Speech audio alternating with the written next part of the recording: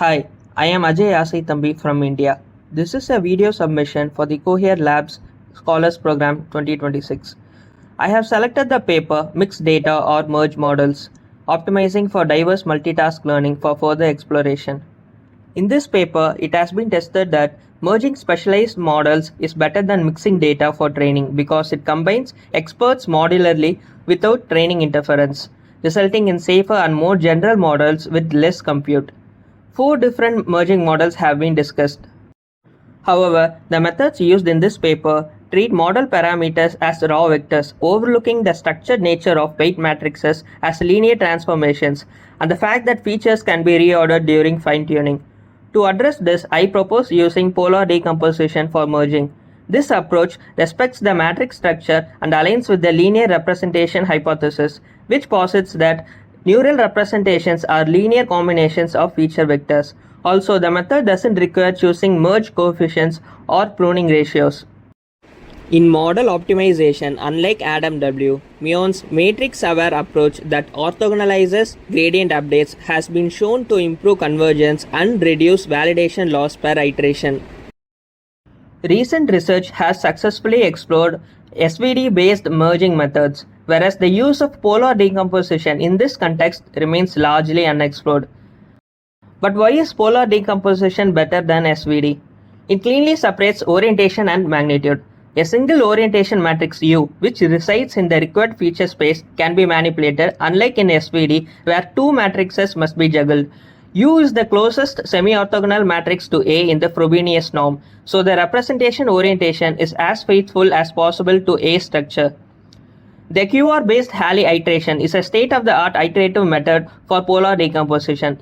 It converges cubically, making it reliable even for ill-conditioned matrices. This method is especially stable for fat matrices, that is having more columns than rows, which is relevant in our case since we plan to concatenate weight matrices of each model into a single matrix. Additionally, it is also very GPU friendly. In a typical transformer-based model, linear transformation matrix, that is, weight matrix of fully connected layers, attention projections, and MLP blocks account for the vast majority of parameters. So first, how do we merge all the weight matrices? So the pre-trained base models are fine-tuned on specialized tasks.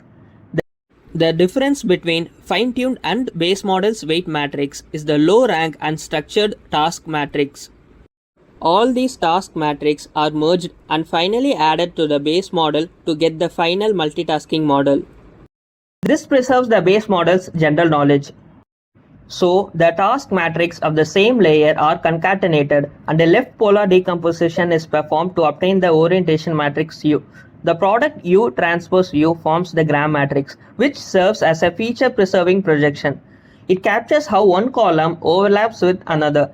Using these overlaps to reweight and mix the columns of AI in the same proportions produces a fused block that does not assume orthogonality of features, but instead preserves the true geometry of the block while retaining its unique feature directions.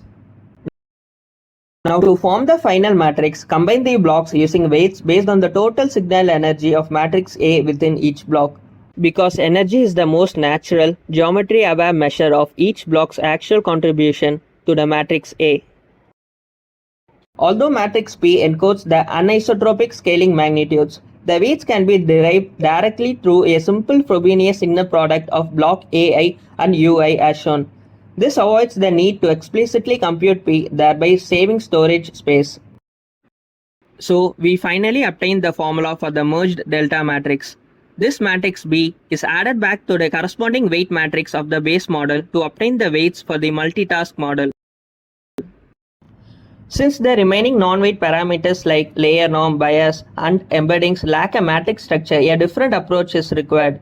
These parameters are tightly co-adapted with nearby weights and the residual path scale, so naively averaging them can lead to instability. Approach 1 is to use the parameters from the base model, while approach 2 is to train only these parameters on the mixed data. Both approaches have their own pros and cons as shown.